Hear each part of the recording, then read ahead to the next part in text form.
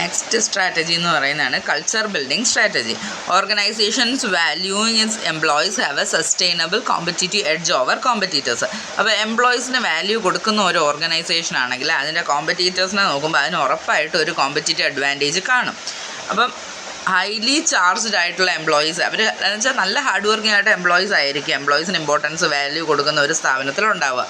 അവർ വളരെ മോട്ടിവേറ്റഡ് ആയിരിക്കും, കമ്മിറ്റഡ് ആയിരിക്കും ആ ഓർഗനൈസേഷനോട്. അപ്പോൾ strong culture foster high employee commitment towards the goals and objectives of the organisation. ഒരു സ്ട്രോങ് കൾച്ചറുള്ള ഒരു ഓർഗനൈസേഷൻ, അവിടുത്തെ എംപ്ലോയീസിൻ്റെ കമ്മിറ്റ്മെൻറ്റ് വളരെ കൂടുതലായിരിക്കും. അവരുടെ ഗോൾസിനോടും ഒബ്ജക്റ്റീവ്സിനോടും ഉള്ള കമ്മിറ്റ്മെൻറ്റ് വളരെ കൂടുതലായിരിക്കും. പിന്നുള്ളത് systematic training strategy. Systematic training strategy എന്ന് പറയുന്നത് നമ്മൾ ജോബ് ബേസ്ഡ് ട്രെയിനിങ് ആണ്. അപ്പോൾ job analysis, organisational mission and objective lead to improved return on investment. Employees നമ്മൾ ഹൈ ലെവലായിട്ടുള്ള ജോബ് ബേസ്ഡ് ട്രെയിനിങ് കൊടുക്കുമ്പോൾ അവരെന്ത് ചെയ്യും, അവർക്ക് അവരുടെ ജോബിനെ പറ്റി കൂടുതലായിട്ട് അറിയാൻ പറ്റും, എങ്ങനെ ചെയ്യണം എന്ന് അവർ പഠിക്കും. അപ്പോൾ അത് നമ്മുടെ ഓർഗനൈസേഷണൽ മിഷൻ അതേപോലെ ഓർഗനൈസേഷൻ്റെ ഒബ്ജക്റ്റീവ്സ് ഇംപ്രൂവ് ചെയ്യാനും നമുക്ക് കൂടുതൽ റിട്ടേൺ ഓൺ ഇൻവെസ്റ്റ്മെൻറ്റ് കിട്ടാനും സഹായിക്കും. The planning and organization of formal on-job training and off-job training lead to improving vital employee characteristics. അതിപ്പോൾ നമ്മളത് കൊടുക്കുന്നത് ഓൺ ജോബ് ട്രെയിനിങ് ആയാലും, ജോബ് ചെയ്യുന്ന ടൈമിൽ അപ്പോഴും ഓൺ ജോബിൽ ട്രെയിനിങ് കൊടുക്കുകയാണെങ്കിലും ഓഫ് ജോബ് ട്രെയിനിങ് ആണെങ്കിലും അത് നമ്മുടെ എംപ്ലോയീസിൻ്റെ വർക്കിൻ്റെ ക്വാളിറ്റി കൂട്ടാനായിട്ട് നമ്മളെ സഹായിക്കും. അതായത് അവർക്ക് അപ്രോപ്രിയേറ്റ് ആയിട്ടുള്ളൊരു വർക്ക് കൾച്ചർ നമ്മുടെ ഓർഗനൈസേഷനിൽ ഡെവലപ്പ് ചെയ്യാൻ പറ്റും. അതായത് വളരെ പ്രൊഫഷണലായിട്ട് അവർ നമുക്ക് വേണ്ടിയിട്ട് വർക്ക് ചെയ്യും.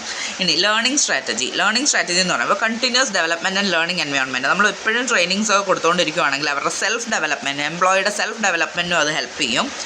ഓക്കെ, അപ്പോൾ it aims to achieve a learning organisation necessary to equip employees with new skills and competencies. അപ്പോൾ എംപ്ലോയീസിന് പുതിയ സ്കില്ലും കോമ്പീറ്റൻസീസും ഒക്കെ ഈ ഒരു ട്രെയിനിങ് വഴി കിട്ടുന്നുണ്ട്. അപ്പോൾ ഇങ്ങനെയുള്ളതാണ് നമുക്കൊരു HRD പ്രോസസ്സും ഒരു സിസ്റ്റവും വളരെ അത്യാവശ്യമാണ്. എന്തൊക്കെ കാര്യങ്ങളാണ് HRD സിസ്റ്റത്തിൽ വേണമെന്ന് വെച്ചാൽ coaching and mentoring culture, self directed systems, learner lead.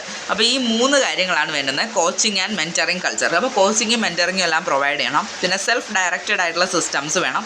പിന്നെ ലേണർ ലെഡ് ആയിരിക്കണം. നമ്മൾ അവരെ പഠിപ്പിക്കുന്നതായിരിക്കണം. നമ്മൾ ഓരോ കാര്യങ്ങളും പുതിയതായിട്ട് അവരെ പഠിപ്പിച്ച് കൊടുക്കുന്നതായിരിക്കണം ഓരോ ട്രെയിനിങ് പ്രോഗ്രാം. പിന്നെ economic liberalisation and globalisation have put pressure on Indian industry to offer high quality products and services. നമുക്ക് ശരിക്കും പറഞ്ഞാൽ ലിബറലൈസേഷനും ഗ്ലോബലൈസേഷനും ഒക്കെ വന്നിട്ടുണ്ട്. ഗ്ലോബൽ മാർക്കറ്റിൽ നിന്നുള്ള പ്രോഡക്റ്റ് നമ്മുടെ മാർക്കറ്റിൽ വന്നപ്പോൾ നമ്മുടെ ഇന്ത്യൻ ഇൻഡസ്ട്രീസിനുള്ള പ്രഷർ കൂടി. അപ്പോൾ നമ്മൾ ഹൈ ക്വാളിറ്റി പ്രോഡക്റ്റും സർവീസും പ്രൊവൈഡ് ചെയ്യാൻ വേണ്ടിയിട്ട് ഫോഴ്സ്ഡായി. ഓക്കെ, അപ്പോൾ നമ്മൾ മാർക്കറ്റിൽ പിടിച്ച് നിൽക്കണമെങ്കിൽ നമ്മുടെ സർവീസസ് എന്ന് പറയുന്നത് ഹൈ ക്വാളിറ്റി ആയിരിക്കണം, നമ്മുടെ പ്രോഡക്റ്റ് ഹൈ ക്വാളിറ്റി ആയിരിക്കണം.